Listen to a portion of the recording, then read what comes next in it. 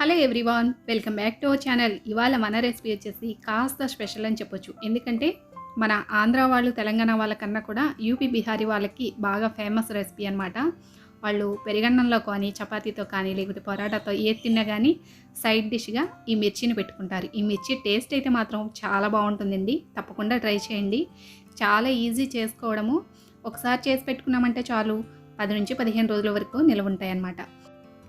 Late చేయకుండా easy simple రెసిపీని చూసేద్దాం. ముందుగా ఇలా మీకు కావాల్సినన్ని మిర్చి తీసుకొని శుభ్రంగా కడిగి తడి లేకుండా తుడుచుకోండి. మధ్యలోకి మనం మిరపకాయ బజ్జీకి ఏ విధంగా అయితే ఘాట్లు పెట్టుకుంటామో అదే విధంగా పెట్టుకోండి. అలాగే మీరు కారం తక్కువ తినలేనోళ్ళైనా, లేకపోతే మీరు తీసుకున్న మిర్చి సన్నగా ఉన్న మిర్చి తీసుకున్నా కానీ లోపల గింజల్ని తీసేసుకోండి. గింజలు ఉన్నాయనుకోండి కాస్త కారం ఎక్కువ ఉంటుంది, కానీ నిజానికి ఈ మిరపకాయ ఎంత ఘాటు ఉంటే అంత టేస్ట్ ఉంటుందన్నమాట. కొంతమంది స్పైసీగా తినలేరు కదా, అలాంటి వాళ్ళు ఈ మిర్చిని గింజలు తీసేసైనా కూడా చేసుకోవచ్చు. లేదు అంటే మీరు మిరపకాయ బజ్జీకి వాడే మిర్చినైనా కూడా వాడుకోవచ్చు. నేను ఇంట్లో వాడే మిర్చితో ఈ మిర్చి అచ్చర్ అనేది రెడీ చేస్తున్నాను అనమాట. ఇంక చూసారు కదండి, ఈ విధంగా తొడుములు తీసి ఘాట్లు పెట్టి పక్కకు పెట్టేశాను. ఇప్పుడు ఇందులోకి ఒక ప్లేట్లోకి 1.5 టీ స్పూన్ వరకు ఆవ పిండిని తీసుకోండి. అప్పుడే ఫ్రెష్గా మిక్సీ పట్టుకున్న పిండి అయితే బాగుంటుంది. 1.5 టీ స్పూన్ వరకు ఆవ పిండి, అలాగే 1 టీ స్పూన్ వరకు వామును తీసుకోండి. దీంతోపాటు సేమ్ క్వాంటిటీ 1 టీ స్పూన్ వరకు సోంపుని తీసుకోండి. 1/2 టీ స్పూన్ వరకు జీలకర్రను కూడా వేసుకొని అరచెక్క నిమ్మరసాన్ని తీసి ఇందులోకి వేసుకోండి. మరీ ఎక్కువ వేసుకునే అవసరం ఉండదండి. నేను తీసుకున్న 10 నుంచి 12 పచ్చిమిరప అరచెక్క నిమ్మరసం సరిపోతుంది. అలాగే రుచికి సరిపడా ఉప్పును కూడా వేసుకోండి. వేసుకొని అలాగే ఇందులోకి 1/2 టీ స్పూన్ వరకు పసుపును కూడా వేసుకోండి. ఇవన్నీ కూడా ఒక్కసారి కలుపుకోండి. నిమ్మరసం ఎక్కువ వేశారంటే ఇది ముద్దయిపోతుంది అనమాట. అందుకనే అరచెక్క నిమ్మరసం సరిపోతుంది అని చెప్పాను. ఇకండి ఈ విధంగా కాస్త పొడిలాడుతూ ఉండాలి. అలా అని చెప్పి మిర్చి నుంచి కింద పడిపోయేలా కాకుండా కాస్త తడిగా ఉండాలన్నమాట. ఇలా ప్రిపేర్ చేసుకున్న దాన్ని మనం ముందుగా ఘాట్లు పెట్టుకున్నాం కదా, అందులో స్టఫ్ చేయాలన్నమాట.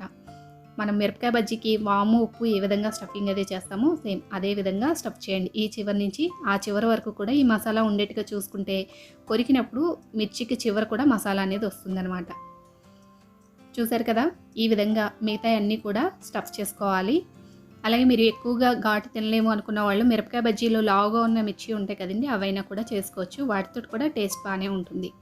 చూసారు కదా, మిగతా అన్నీ కూడా ఇదే విధంగా ప్రిపేర్ చేసుకోవడమేనండి. ఇంక ఇలా ప్రిపేర్ చేసిన వాటిని మనము గాజు సీసాలో పెట్టుకొని 24 అవర్స్ దీన్ని బయటనే ఉంచాలి, ఫ్రిడ్జ్లో పెట్టొద్దు. 24 అవర్స్ వరకు కూడా ఇది కొంచెం ఆ ఉప్పు వాములో ఊరుతూ ఉండాలన్నమాట. ఈ మిరపకాయలు 24 గంటలు కనుక ఇది బయట పెట్టేసామంటే ఇంకా 24 అవర్స్ తర్వాత ఎప్పుడు వాడుకున్నా పర్వాలేదండి.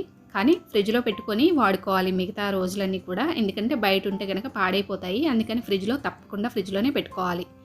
చూసారు కదా, ఈ విధంగా గాజు సీసాలో పెట్టుకొని మనము స్టోర్ చేసుకున్నాము అంటే 10 నుంచి 15 రోజులైనా కూడా చక్కగా ఎంజాయ్ చేయొచ్చండి. నేను ఆల్రెడీ చేసి చూపిస్తున్నాను ఇక్కడ. ఇవి నేను చేసి వారం పైనే అవుతుందనమాట. ఇలా కాస్త పెద్దగా పొడవుగా ఉంచినా పర్వాలేదు, లేదంటే మధ్యలో కట్ చేసుకొని అయినా కూడా స్టోర్ చేసుకోవచ్చండి. చూసారు కదా, ఈ విధంగా చక్కగా ఉప్పు నిమ్మరసంలో బాగా ఊరు ఉంటాయన్నమాట. ఇలా ఊరిన వాటిని మజ్జిగన్నంతో కానీ, లేకపోతే చపాతీ పుల్కాతో కానీ, లేదంటే ఏదైనా కూర చేసినప్పుడు కాస్త కారం తక్కువగా ఉందని అనుకుంటాం కదా, అలాంటప్పుడు కానీ దీన్ని సైడ్ డిష్గా కూడా పెట్టుకోవచ్చు అనమాట. చాలా బాగుంటాయండి. స్పైసీగా తినాలి అనుకున్న వాళ్ళకి ద బెస్ట్ ఆప్షన్ ఇదనే చెప్తాను. చాలా బాగుంటాయి, తప్పకుండా ట్రై చేయండి. కాస్త కారం ఎక్కువ తినేవాళ్ళు అయితే ఫుల్ పెట్టేసుకోవచ్చు మిర్చిని, లేదు అంటే సగం కట్ చేసైనా కూడా సైడ్ డిష్గా పెట్టుకోవచ్చు అనమాట. చూడటానికి ఇలా ఉన్నాయి కానీ టేస్ట్ అయితే మాత్రం చాలా బాగుంటాయండి. తప్పకుండా ట్రై చేయాలి. ట్రై చేశాక మీకు ఎలా కుదిరింది అనేది కూడా కామెంట్ సెక్షన్లో తెలియచేయండి. చూడండి, లోపల మసాలాతో ఊరి ఎంత బాగుంటుందో నిజంగా చెప్పడం కన్నా కూడా ఒకసారి టేస్ట్ చేస్తే ఆ రుచి ఏంటి అనేది కూడా తెలుస్తుందన్నమాట. కారం అని అనుకుంటాం కానీ కారంతో పాటు ఆ ఉప్పు వాము అవన్నీ కూడా తగులుతూ ఉంటే రుచి అయితే మట్టుకి సూపర్గా ఉంటుందన్నమాట. తప్పకుండా ట్రై చేస్తారు కదా.